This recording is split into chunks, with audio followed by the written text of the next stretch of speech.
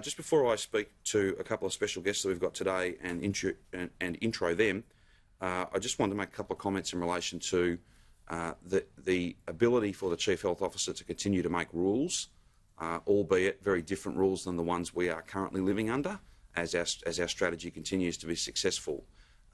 It's very important beyond the 13th of September that, of course, we have the ability to make rules so that we can open up, so that we can make sure businesses survive, make sure that we get people back on their feet, and then begin a massive program of jobs and skills and trying to put the strength back into the Victorian economy and into communities that we are so well known for.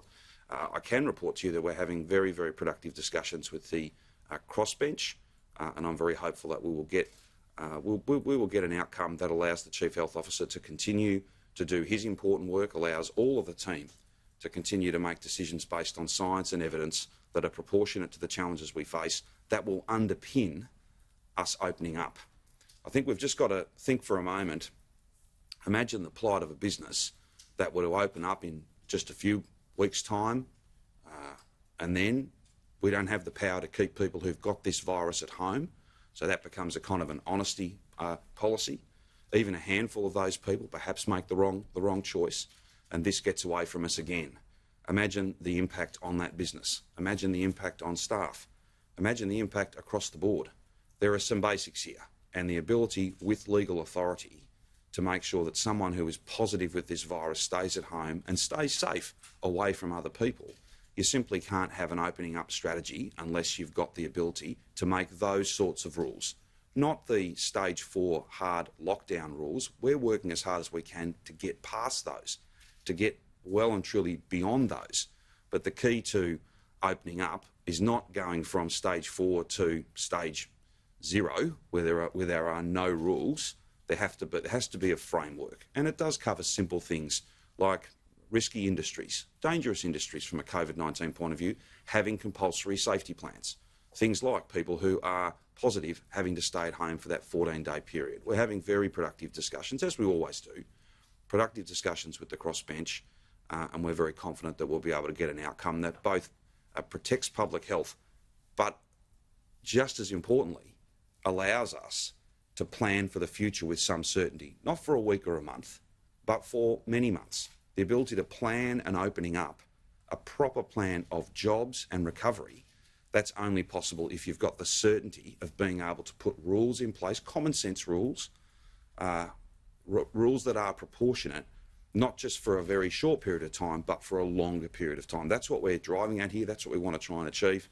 And I'm very grateful for the positive way in which we've been engaging with the crossbench. I thank them, and we'll continue to talk through these issues with them, just as we do on every single issue.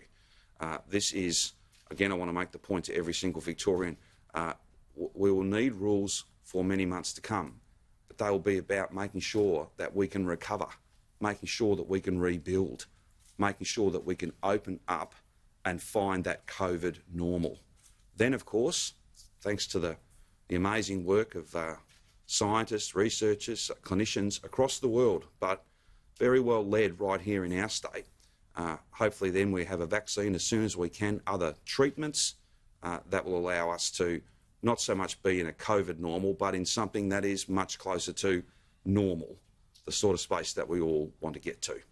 Now, in general terms, I just again thank all of those Victorians. It's a growing number. It is the vast majority who are doing the right thing. I know that we're asking a lot of you. We're so grateful to you and proud of you for the job you're doing. We see these numbers continue to fall. I have said a couple of times that today, of course, marks the halfway mark from industry closures. So it was about 3 weeks ago today, or midnight tonight, to have these numbers down from the 700s down to a weekly trend now that sees them well and truly into the 100s. That is a mighty effort, and there's a big team working very hard, but the biggest team and the hardest work is going on in every household, in every community, in every part of our state. And I'm very grateful to everyone who is doing the right thing. It is making a big difference, and it is driving these numbers down.